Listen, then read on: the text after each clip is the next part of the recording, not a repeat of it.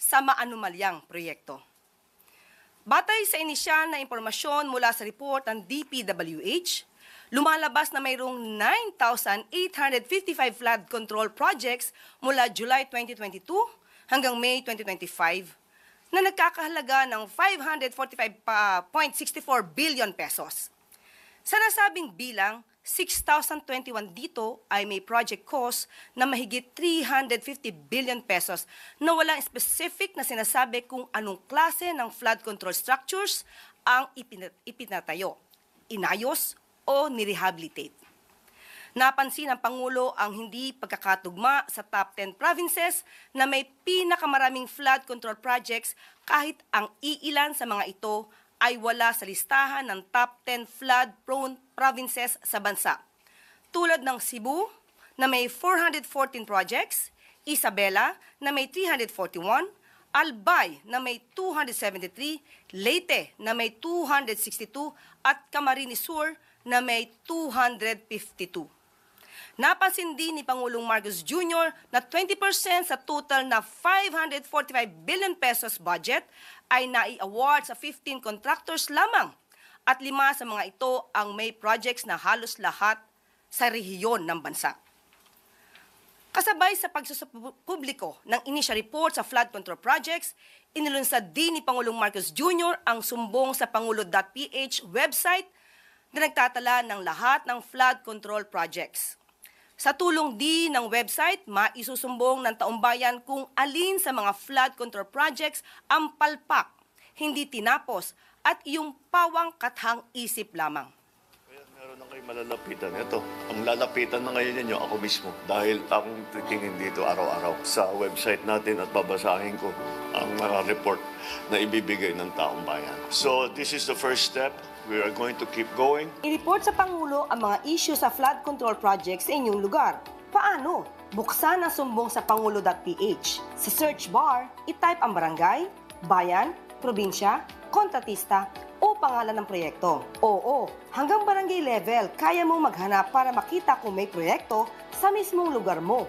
Gamitin ng filters, piliin ang rehiyon, DEO, uri ng trabaho at taon, tapos click search. I-click ang proyekto para makita ang gastos, kontratista, lokasyon at petsa ng pagkumpleto. Hanapin din sa interactive map at i-zoom para makita ang lokasyon.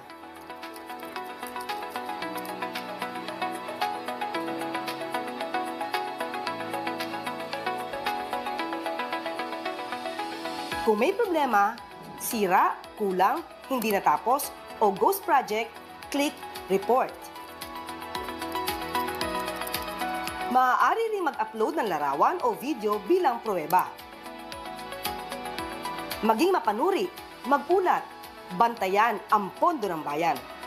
Visit sumbong sa pangulo.ph o scan ang QR code para makita at i-report ang mga proyektong pinondohan ng bayan.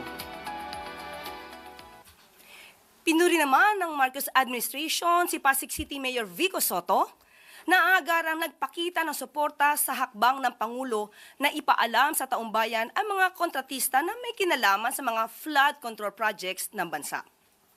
Kagaya ni Mayor Vico Sotto, hinihikayat din na Malacanang ang lahat ng local government officials na makiisa sa panawagan ng pamahalaan na mag-report sa Pangulo patungkol sa mga maanumalyang flood control projects. Sa Facebook post ni Mayor Vico Sotto, malalaman kung sino ang mga namayagpag ng mga kontraktor at mukhang iisa lamang ang may-ari.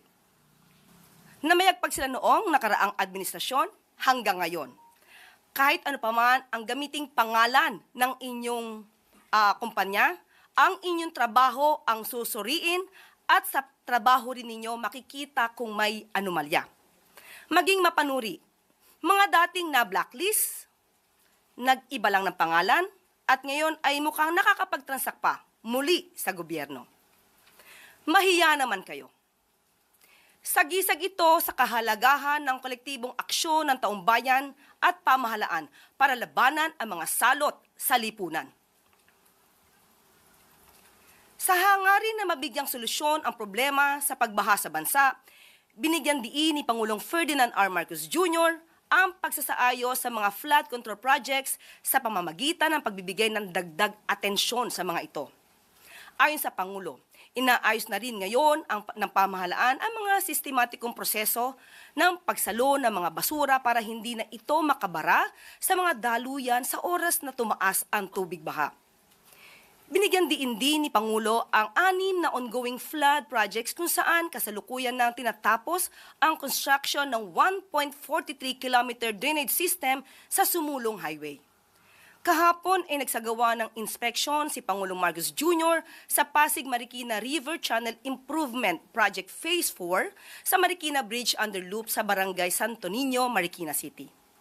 Layunin ng proyekto na ito na mabawasan ang pagbaha dulot ng pag-apaw ng Pasig at Marikina Rivers.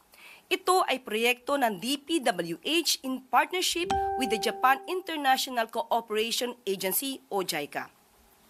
Sa isinagawang inspeksyon, pinuri ng Pangulo ang pagiging handa ng lokal na pamahalaan ng Marikina sa pamumuno ni Mayor Marjorie Ann Teodoro dahil kahit na umabot sa third alarm, ang Marikina River ay hindi tuluyang lumubog ang buong lungsod. Malaki rin ang improvement ng flood mitigation efforts ng Marikina. Ibig sabihin ay gumagana ang kanilang flood control system. Hindi man perpekto sapagkat may naiulat pa ring pagbaha, pero malayo na sa dating madalas na eksena ng pagtaas ng tubig sa lungsod. Kagaya ng sinabi ng Pangulo sa kanyang ika-4 na zona, pananagutin ng pamahalaan ang sinumang umabuso sa paggamit ng pondo na para dapat sa flood control projects. Kahapon ay hinikayat din ng Pangulo na makilahok ang taumbayan at isumbong ang mga maanumalyang proyekto sa pamamagitan ng sumbong sa pangulo.ph website. Sa ilalim ng Marcos administration, makakatiyak ang bawat Pilipino na ang pera ng gobyerno ay mapupunta lamang sa mga proyektong makakatulong sa pag-angat at pagpapaganda ng buhay ng bawat mamamayan.